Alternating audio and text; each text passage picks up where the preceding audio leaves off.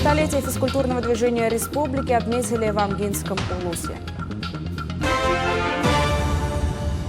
В этом году физкультурному движению Якутии исполняется 100 лет. Сегодня эту дату торжественно отметили в Амгинском районе. В мероприятии приняли участие ветераны, заслуженные тренеры, мастера спорта, председатели федераций и спортсмены.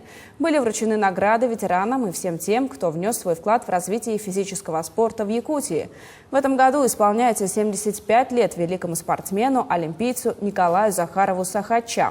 Сегодня в детско-юношеской спортивной школе обучаются свыше 1000 воспитанников по 10 разным направлениям. Работают 43 тренера. В связи с этими юбилейными датами в районе запланированы много спортивных мероприятий.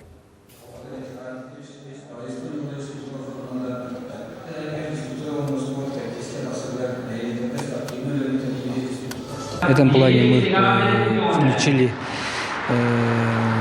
цели Амгинского района, и достичь 100 лучших результатов ГТО, золотых медалей, 100 чемпионов Республики Саха-Якутия, в этом Амгинского улуса, 100 именно соревнований провести в нашем районе.